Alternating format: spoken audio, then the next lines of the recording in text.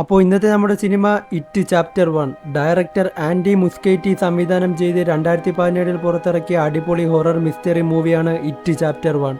ഓരോ 27 വർഷങ്ങൾ കൂടുമ്പോഴും ഡെറി എന്ന ടൗണിൽ ഒരു ഭീകരനായ ക്ലൗൺ വന്ന് കുട്ടികളെ മാത്രം തെരഞ്ഞുപിടിച്ച് കൊല്ലുന്ന കഥയാണ് ഈ സിനിമ നമ്മളോട് പറയുന്നത്. സിനിമയുടെ തുടക്കം 1988 കാലഘട്ടത്തിലെ കാര്യങ്ങളാണ് കാണിക്കുന്നത്. അവിടെ ഒരു വീട്ടിൽ ബില്ലെന്ന് പറയുന്ന സഹോദരൻ തൻ്റെ അനുജൻ ജോർജിന് വേണ്ടി ഒരു പേപ്പർ ബോട്ട് ഉണ്ടാക്കി കൊടുക്കുന്നു. ബില്ലിന് തൻ്റെ അനുജൻ എന്ന് പറഞ്ഞാൽ സ്വന്തം ജീവനാണ്. അന്ന് നല്ല കനത്ത മഴ പെയ്യുന്ന ദിവസം കൂടിയായിരുന്നു. ജോർജ് ആ ബോട്ടുമായി റോഡിന്റെ സൈഡിൽ ഒഴുകുന്ന വെള്ളത്തിലൊഴുക്കി കളിച്ചുകൊണ്ട് ഓടുകയാണ്. പെട്ടെന്ന് ബോട്ട് മുമ്പിലത്തെ ഇടയിലൂടെ ഡ്രെയിനേജ് ഓടയിൽ ചെന്ന് വീഴുന്നു. ഇനി ബോട്ടില്ലാതെ തിരിച്ചു ചെന്നാൽ ചേട്ടൻ വഴക്ക് പറയുമെന്ന് കരുതി എന്ത് ചെയ്യണമെന്നറിയാതെ അവൻ അവിടെ ഒറ്റയ്ക്കിരിക്കുന്നു. പെട്ടെന്ന് അകത്തു നിന്ന് 2 കണ്ണുകൾ പ്രത്യക്ഷമാകുന്നു. ജോർജ് ആകെ പേടിച്ചു പോയി. തുടർന്ന് അത് അവനോട് സംസാരിക്കുകയാണ്. അതൊരു ക്ലൗൺ ആയിരുന്നു. തുടർന്ന് എൻ്റെ പേര് പെനിവൈസ് ആണെന്നും ഞാൻ കുട്ടികളെ സന്തോഷിപ്പിക്കാൻ വേണ്ടി ഒരുപാട് ഡാൻസ് കളിക്കും അങ്ങനെ ഇങ്ങനെയൊക്കെ പറഞ്ഞ് അവനെ കയ്യിലെടുക്കുന്നു. ഇതൊക്കെ കേട്ട് ജോർജ് ആകെ ചിരിമുനയിൽ ഇരിക്കുകയാണ്. ശേഷം ക്ലൗൺ ബോട്ടെടുത്ത് നീട്ടുകയും അത് വാങ്ങാൻ ജോർജ് കൈനീട്ടുമ്പോൾ ക്ലൗണിന്റെ പല്ലൊക്കെ പുറത്തു വന്ന് ആകെ ഭീകരരൂപമായി അവന്റെ ഒരു കൈയിനെ കടിച്ചെടുക്കുകയാണ്.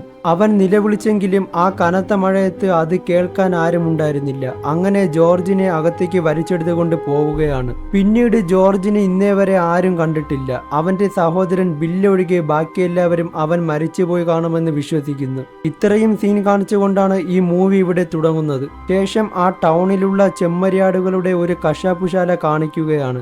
അവിടെ മൈക്ക് എന്ന് പറയുന്ന ഒരു കുട്ടിയെ കാണിക്കുന്നു. ഈ തൊഴിൽ ഇവന്റെ കുടുംബ പാരമ്പര്യത്തിൽ പെട്ടതാണ്. പക്ഷേ മൃഗമാണെങ്കിലും ഒരു ജീവനെ കൊല്ലാൻ അവനെ കൊണ്ട് സാധിച്ചിരുന്നില്ല. അടുത്ത സീനിൽ നമ്മുടെ ബില്ലിന്റെ സ്കൂള് കാണിക്കുന്നു. അവിടെ അവന്റെ ജീവനോളം വിലയുള്ള കുറച്ച് കൂട്ടുകാരും ഒപ്പമുണ്ടായിരുന്നു. സമ്മർ വെക്കേഷൻ ആയതുകൊണ്ട് എന്താണ് അടുത്ത പരിപാടി എന്ന പ്ലാനിലാണ് ഇപ്പോൾ അവർ. അടുത്തതായി കാണിക്കുന്നത് ഇവരുടെ ക്ലാസ്സിലുള്ള ബിവർലി എന്ന നമ്മുടെ നായികയെയാണ്. അവളിപ്പോൾ ബാത്റൂമിൽ പേടിച്ചിരിക്കുകയാണ്. കാരണം കൂടെയുള്ള മുട പിടിച്ച പെൺകുട്ടികൾ ഇവളെ എപ്പോഴും റാഗിങ്ങും ഉപദ്രവിക്കും ചെയ്യുമായിരുന്നു. അതുപോലെ തന്നെ നമ്മുടെ ബില്ലിനെയും കൂട്ടരെയും ആ സ്കൂളിലുണ്ടായിരുന്ന സീനിയേഴ്സായ കുട്ടികൾ എപ്പോഴും ഉപദ്രവിക്കുമായിരുന്നു. ആ ഗ്യാങ്ങിലെ നേതാവായിരുന്നു ഹെൻറി എന്ന് പറയുന്ന കുട്ടി. ഇവന്റെ അച്ഛനൊരു പോലീസുകാരനാണ്. അതുകൊണ്ടുള്ള അഹങ്കാരവും ഒട്ടും ദയയില്ലാത്ത സ്വഭാവവും അവനിക്കുണ്ട്. ഈ സമയം തൻ്റെ മകനെ കാണാനില്ലെന്ന് പറഞ്ഞ് ഒരു അമ്മ സ്കൂളിന്റെ മുമ്പിൽ വന്ന് നിൽക്കുകയാണ്. ഇതുപോലെ ദിവസവും പല കുട്ടികളെ കാണാനില്ലാത്ത കാര്യം ബില്ലിനെയും കൂട്ടരെയും കൂടുതൽ സംശയം കൊള്ളിപ്പിക്കുന്നു. ശേഷം ബില്ല് തിരിച്ച് വീട്ടിൽ വന്ന് അവന്റെ അച്ഛന്റെ വർക്ക് ഷോപ്പിൽ വരികയാണ്. എന്നിട്ട് അനിയൻ ജോർജിനെ കണ്ടുപിടിക്കാൻ വേണ്ടി ഡ്രെയിനേജിന്റെ ഒരു ചെറിയ മോഡൽ ഉണ്ടാക്കി അച്ഛന്റെ അടുത്ത് കാണിക്കുന്നു. കാരണം ബില്ല് വിചാരിക്കുന്നത് തൻ്റെ അനിയൻ ഡ്രെയിനേജിനകത്ത് പെട്ട് അതിൻ്റെ ഡെഡ് എൻഡിൽ കുടുങ്ങിക്കിടക്കുകയാണെന്നാണ്. ഇതൊക്കെ കേട്ട് അച്ഛൻ അവനെ വഴക്ക് പറയുന്നു. അവനിനി തിരിച്ചു വരില്ല, അവൻ മരിച്ചെന്നും പഴയതൊന്നും ഓർത്ത് നീ വിഷമിക്കേണ്ട എന്ന് പറഞ്ഞ് ബില്ലിനെ സമാധാനപ്പെടുത്തുകയാണ്. അടുത്ത സീനിൽ മൈക്ക് ഇറച്ചിയുമായി ഒരു ബിൽഡിങ്ങിൽ ഡെലിവറി ചെയ്യാൻ എത്തുകയാണ്. പെട്ടെന്ന് താഴത്തെ ഡോറിൽ നിന്നും വലിയ സൗണ്ട് കേൾക്കുന്നു. ഇത് കേട്ട് അവനാകെ പേടിച്ച് നിൽക്കുകയാണ്. അതുവഴി വേണം അവനിക്ക് അകത്തേക്ക് ചെല്ലാൻ. പെട്ടെന്ന് ഡോറിനകത്തുകൂടെ ഭീകരമായ കൈകൾ കാണുന്നു. ശേഷം ഡോർ താനെ തുറന്ന് അകത്തുകൂടെ പെന്നിവൈസ് ക്ലൗണിനെ കാണുകയാണ്. ആ നേരം അതുവഴി ഹെൻറിയും കൂട്ടരും കാറിൽ വന്ന് മൈക്കിനെ വിരട്ടുകയും കളിയാക്കുകയും ചെയ്ത് മുട കാണിച്ചിട്ട് പോകുന്നു. ശേഷം അടുത്ത സീനിൽ ബില്ലിന്റെ കൂട്ടുകാരൻ സ്റ്റാൻലി തൻ്റെ ഫാദറിന്റെ ഓഫീസിൽ ഒരു ബുക്ക് വെക്കാൻ പോകുമ്പോൾ അവിടെ ഭിത്തിയിൽ വെച്ചിരുന്ന പേടിപ്പെടുത്തുന്ന ഒരു പെണ്ണിന്റെ പെയിന്റിംഗ് ഫോട്ടോ കാണുകയാണ്. ഈ ഫോട്ടോ കണ്ട് എന്നും ഇവൻ പേടിക്കും. അതിനാൽ അതിനെ തിരിച്ചു വയ്ക്കുമ്പോൾ പെട്ടെന്ന് ആ രൂപം അവന്റെ നേർക്ക് വരുന്നതായി അവനിക്ക് ഫീൽ ചെയ്യുന്നു.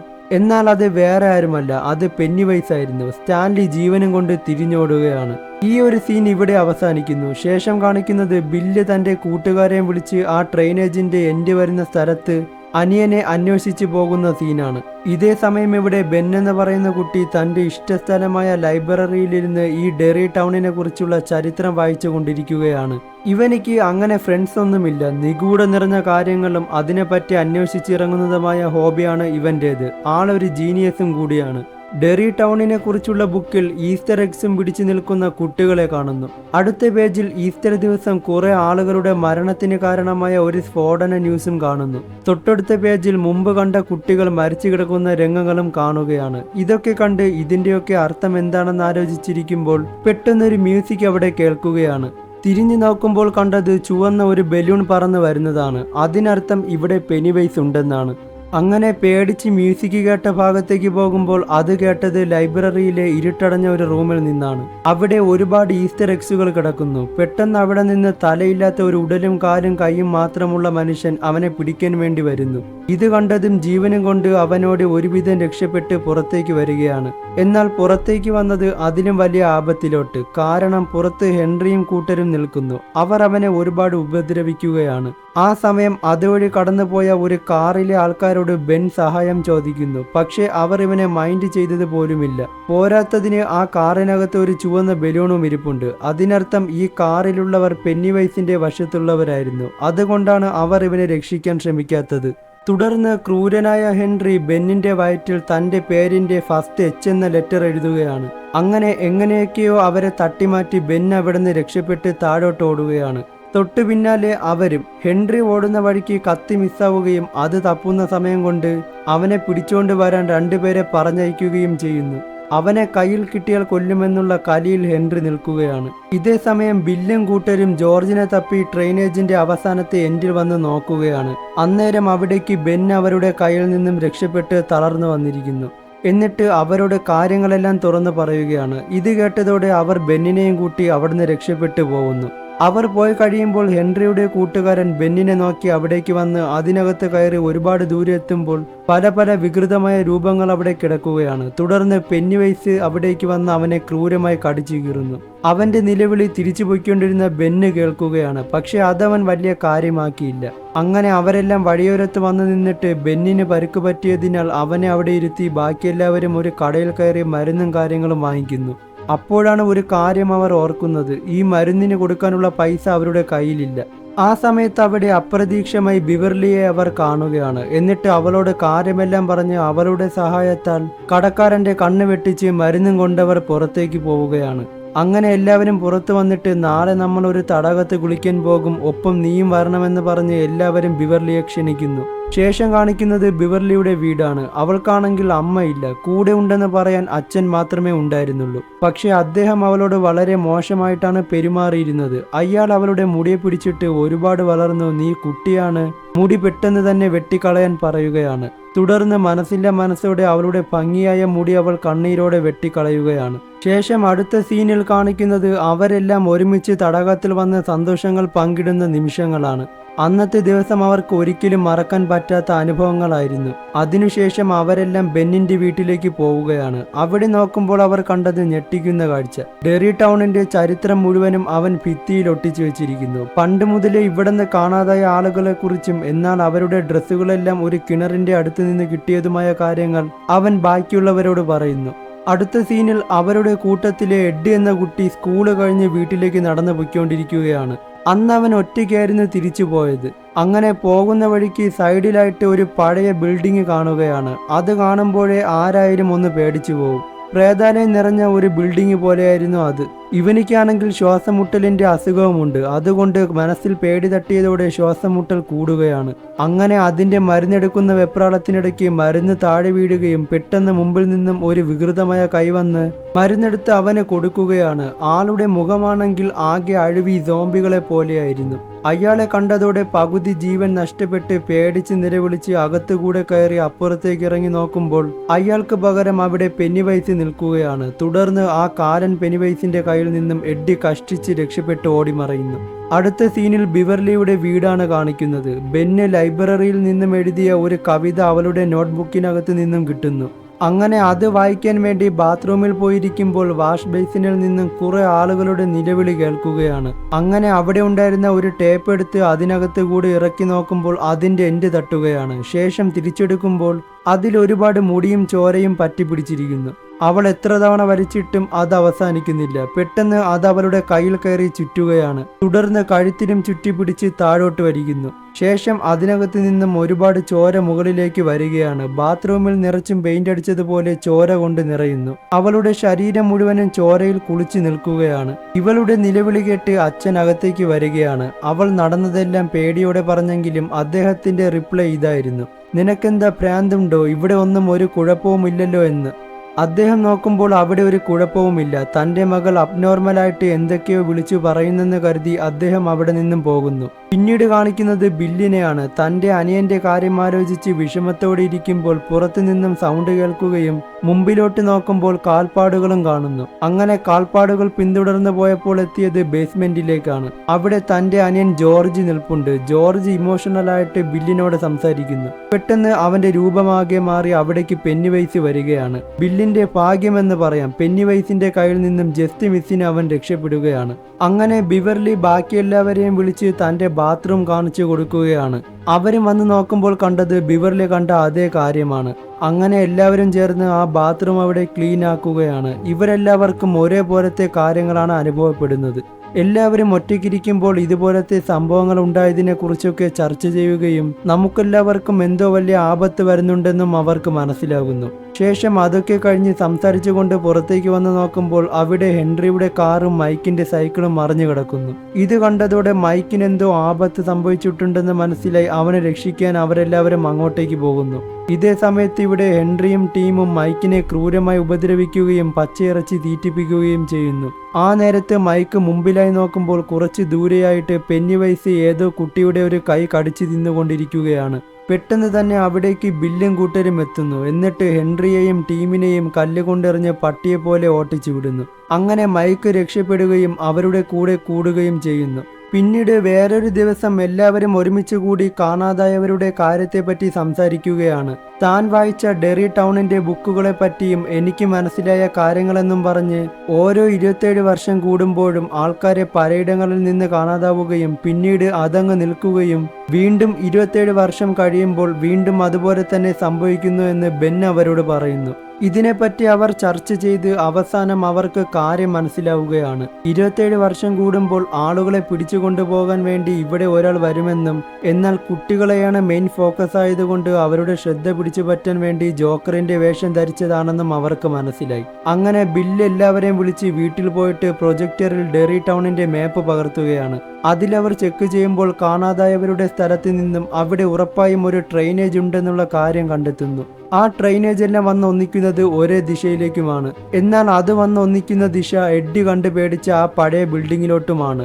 അവിടെയായിരിക്കും പെന്നിവൈസ് താമസിക്കുന്നതെന്ന് അവർക്ക് മനസ്സിലാകുന്നു.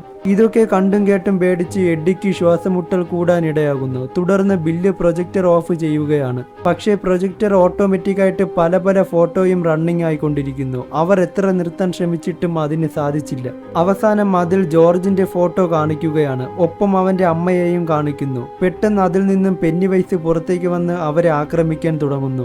എന്നിരുന്നാലും എങ്ങനെയൊക്കെയോ അവർ അവിടെ നിന്നും ഓടി രക്ഷപ്പെടുന്നു. പെന്നിവൈസ് ഉള്ളിടത്തോളം കാലം വീണ്ടും ആളുകൾ കൊല്ലപ്പെടുമെന്നുള്ള തോന്നൽ ആ ബിൽഡിങ്ങിൽ പോയി അവനെ വകവരുത്താൻ അവർക്ക് ആവേശം കൂട്ടുന്നു. ബില്ലിന്റെ നേതൃത്വത്തിൽ അവരെല്ലാം അങ്ങോട്ടേക്ക് പോവുകയാണ്. ബാക്കിയുള്ളവർ ആദ്യം ഒന്ന് പോകാൻ പേടിച്ചെങ്കിലും എന്ത് വന്നാലും നമ്മൾ ഒന്നിച്ച് നിൽക്കണമെന്ന് പറഞ്ഞ് എല്ലാവരും ഒരുമിച്ച് അകത്തേക്ക് കയറുന്നു. അകത്ത് വെച്ച് പെന്നിവൈസ് തന്ത്രപൂർവ്വം അവരെ പല പല റൂമുകളിലാക്കുന്നു. പെന്നിവൈസിന് ഒരാളെ ഒറ്റയ്ക്ക് കിട്ടിയാൽ മാത്രമേ എളുപ്പത്തിൽ കൊല്ലാൻ സാധിക്കുകയുള്ളൂ. ആ റൂമിൽ വെച്ച് എഡ്ഡി വികൃതമായ രൂപമുള്ള ആ മനുഷ്യനെ വീണ്ടും കാണുകയാണ്. ആ ഒരു ബഹളത്തിനിടയിൽ അവൻ താഴേക്ക് വീണ് കൈക്ക് നല്ല പരിക്ക് പറ്റുന്നു. മറ്റൊരു റൂമിൽ റിച്ചി എന്ന കുട്ടി വളരെ പേടിയോടെ അങ്ങുമിങ്ങും നോക്കിക്കൊണ്ടിരിക്കുമ്പോൾ ഒരു പെട്ടി കാണുകയും അതിനകത്ത് നിന്ന് പെന്നിവൈസ് കടിച്ചു കീറാൻ വേണ്ടി ചാടി വരുമ്പോൾ തക്ക സമയത്തിന് ബില്ല് ഡോർ തുറന്ന് അവനെ രക്ഷപ്പെടുത്തുന്നു. തുടർന്ന് എഡ്ഡിയെ ലക്ഷ്യം വെച്ച് പെന്നിവൈസ് വരുമ്പോൾ ബില്ലും റിച്ചിയും അവിടെ വന്ന് അതിനെ വിരട്ടുന്നു. ആ ഒരു സമയത്ത് ബിവർലി വന്ന് വലിയ കമ്പി കൊണ്ട് പെന്നിവൈസിന്റെ തലയിൽ തറച്ച് അപ്പുറത്ത് കൂടെ എടുക്കുന്നു. എന്നിരുന്നാലും പെന്നിവൈസ് അടങ്ങാൻ തയ്യാറായില്ല. തുടർന്നുള്ള ആക്രമണത്തിൽ ബെന്നിന് പരിക്ക് പറ്റുകയാണ്. എല്ലാവരും ഒറ്റക്കെട്ടായിട്ട് നിന്നതിനാൽ അതിന് ഇവരെ തോൽപ്പിക്കാൻ സാധിച്ചില്ല. അങ്ങനെ സ്വയം പിന്മാറി തൽക്കാലം പെന്നിവൈസ് അകത്തുണ്ടായിരുന്ന ഒരു കിണറിലിറങ്ങി പോകുന്നു. ഇത് ബില്ല് പിന്തുടർന്ന് കാണുകയാണ്. ഈ കിണറിലാണ് പെന്നിവൈസിന്റെ താമസ സ്ഥലമെന്ന് അവർ തിരിച്ചറിയുന്നു. അവർ ബിൽഡിങ്ങിൽ നിന്നും പുറത്തേക്ക് ഇറങ്ങി രക്ഷപ്പെടുന്നു. നമുക്ക് വീണ്ടും അതിനകത്ത് പോയി അതിനെ കൊല്ലണമെന്ന് ബില്ല് പറയുകയാണ്. പക്ഷേ ബിവർലി ഒഴിച്ച് ബാക്കി എല്ലാവരും അതിനെ എതിർക്കുന്നു. നമ്മൾ 4 വഴിക്ക് പോയാൽ പെന്നിവൈസിനെ നമ്മളെ കൊല്ലാൻ എളുപ്പമാണ്. ഈ ദൗത്യം ഇന്ന് കൊണ്ട് തീർക്കണമെന്ന് ബിവർലി പറഞ്ഞെങ്കിലും ഇവരുടെ വാക്ക് കേൾക്കാൻ ബാക്കിയുള്ളവർ തയ്യാറായില്ല. അങ്ങനെ അതിനെപ്പറ്റി സംസാരിച്ച് അവർ തമ്മിൽ പരസ്പരം അടിയാവുകയും 4 വഴിക്ക് പിരിഞ്ഞു പോവുകയും ചെയ്യുന്നു. ശേഷം പിന്നീട് കാണിക്കുന്നത് ഹെൻറിയെയാണ്. അവനിക്കവിടെ ഒരു ഗിഫ്റ്റ് ബോക്സ് കിട്ടുന്നു. ഒപ്പം അതിലൊരു റെഡ് ബലൂണും കാണുകയാണ്. ഇതിൽ വെച്ച് നമുക്ക് മനസ്സിലാക്കാം ഹെൻറി പെന്നിവൈസിന്റെ നിയന്ത്രണത്തിലായിട്ടുണ്ട്. ഗിഫ്റ്റ് ബോക്സ് തുറക്കുമ്പോൾ കാട്ടിൽ വെച്ച് കളഞ്ഞ അവന്റെ കത്തി അതിൽ കിടക്കുകയാണ്. തുടർന്ന് അതുമെടുത്ത് വീട്ടിൽ പോയി ഉറങ്ങിക്കിടന്ന തന്റെ അച്ഛനെ കഴുത്ത് കീറി ക്രൂരമായി കൊല്ലുന്നു. ഈ ചെയ്യിപ്പിക്കുന്നതെല്ലാം പെന്നിവൈസിന്റെ പണികളാണ്. ഇവിടെ ബിവർലിയുടെ വീട്ടിൽ തന്റെ അച്ഛൻ മോശമായിട്ട് അവളോട് പെരുമാറുകയാണ്. അവൾ ഓടി ബാത്റൂമിൽ ചെല്ലുമ്പോൾ അവിടെയും അദ്ദേഹം വരികയാണ്. വേറെ വഴിയില്ലാതെ അച്ഛന്റെ തലയ്ക്കടിച്ചിട്ട് അവൾ രക്ഷപ്പെടാൻ നോക്കുമ്പോൾ മുമ്പിലതാ പെന്നിവൈസ് നിൽക്കുന്നു. തുടർന്ന് അവളെ പിടിച്ചുകൊണ്ട് പോവുകയാണ്. ഇതേ സമയം ബില്ല് അവളുടെ വീട്ടിൽ വരുമ്പോൾ അവളുടെ അച്ഛൻ മരിച്ചു കിടക്കുന്നത് കാണുന്നു. ബിവർലിയെ അവിടെ കാണുന്നില്ല. പെന്നിവൈസ് അവളെ പിടിച്ചുകൊണ്ട് പോയതാണെന്ന് ബില്ലിന് മനസ്സിലാവുന്നു. തുടർന്ന് ബില്ല് ബാക്കിയുള്ള കൂട്ടുകാരുടെ വീട്ടിൽ പോയി സഹായം ചോദിക്കുകയാണ്. ഇപ്പോൾ അവർ പഴയതുപോലെ അത്ര ഫ്രണ്ട്ഷിപ്പിലല്ല. പക്ഷേ ബിവർലിയുടെ കാര്യമായതുകൊണ്ട് എല്ലാവരും വീണ്ടും ഒന്നിക്കുകയാണ്. ഇത്തവണ അവർ ഒരുപാട് ആയുധങ്ങളും കൊണ്ടാണ് അകത്ത് പോകുന്നത്. മൈക്ക് ചെമ്മരിയാടുകളെ കൊല്ലുന്ന ഒരു തോക്കും ഒപ്പം എടുത്തിട്ടുണ്ട്.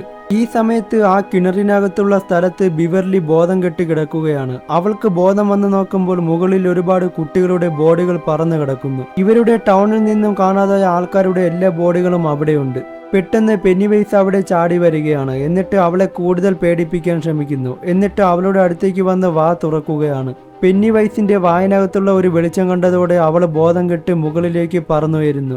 ഈ സമയം പുറത്ത് കിണറിൽ ഒരു കയർ കെട്ടി അവരെല്ലാം താഴേക്ക് ഇറങ്ങുകയാണ്. അവസാനം മൈക്ക് ഇറങ്ങുന്നതിന് മുമ്പ് പെന്നിവൈസിന്റെ കൺട്രോളിലായിരുന്ന ഹെൻറി അവിടെ എത്തുന്നു. ശേഷം മൈക്കും ഹെൻറിയും തമ്മിൽ വലിയ ആക്രമണം ഉണ്ടാവുകയാണ്. അവസാനം മൈക്ക് ഹെൻറിയെ കിണറിൽ തള്ളിയിടുന്നു.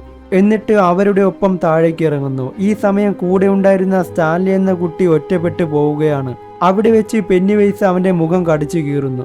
ഈ ഒരു കാഴ്ച ഏവരെയും പേടിപ്പിക്കുന്ന വല്ലാത്തൊരു സീൻ തന്നെയാണ്. നിലവിളി കേട്ട് ബാക്കിയുള്ളവർ അവിടേക്ക് വന്ന് അവനെ രക്ഷപ്പെടുത്തുന്നു. അപ്പോഴേക്കും പെന്നിവൈസ് അവിടെ നിന്നും പോയി കഴിഞ്ഞിരുന്നു. തൊട്ടടുത്ത വഴി കൂടെ ജോർജ് ഓടിപ്പോകുന്നത് ബില്ല് കാണുകയാണ്. അതിന്റെ പിന്നാലെ ബില്ലും പോകുന്നു. പോകുന്ന വഴിക്ക് അന്തരീക്ഷത്തിൽ പറന്നു നിൽക്കുന്ന ബിവർലിയെ കാണുകയാണ്. പക്ഷെ അവൻ അനിയന്റെ പിന്നാലെ തന്നെ പോകുന്നു. ബാക്കിയുള്ളവർ അവിടേക്ക് വന്ന് അന്തരീക്ഷത്തിൽ നിന്നും ബിവർലിയെ പിടിച്ച് താഴെ ഇറക്കുന്നു. ബെന്നിന് ബിവർലിയെ ഇഷ്ടമായിരുന്നു. അതുകൊണ്ട് അവളെ കെട്ടിപ്പിടിക്കുകയും ഉമ്മ വയ്ക്കുകയും ചെയ്യുമ്പോൾ അവൾക്ക് ബോധം വരികയാണ്. പെന്നിവൈസ് ജോർജിന്റെ വേഷത്തിൽ ബില്ലിനോട് ഇമോഷണലായിട്ട് സംസാരിക്കുകയാണ്. നീ ഒരിക്കലും ജോർജ് ആവില്ല, നീ മരിച്ചുപോയെന്ന് എനിക്കറിയാമെന്ന് പറഞ്ഞ് മൈക്ക് കൊണ്ടുവന്ന തോക്കെടുത്ത് ജോർജിന്റെ തലയിൽ വെടിവെക്കുന്നു. പെട്ടെന്ന് ജോർജിന്റെ ശരീരത്തിൽ നിന്നും പെന്നിവൈസ് പുറത്തു ചാടി വരികയാണ്. എന്നിട്ട് അവരോട് നിങ്ങൾ എന്നെ എത്രമാത്രം പേടിക്കുന്നു, അത്രയും തവണ എനിക്ക് ശക്തി കൂടുമെന്ന് പറയുന്നു. തുടർന്ന് ബില്ലിനെ പിടിച്ചിട്ട് നിങ്ങൾ എനിക്ക് ബില്ലിനെ വിട്ടു തന്നാൽ ബാക്കിയുള്ളവരെ ഞാൻ വെറുതെ വിടാമെന്ന് പെന്നിവൈസ് പറയുകയാണ്.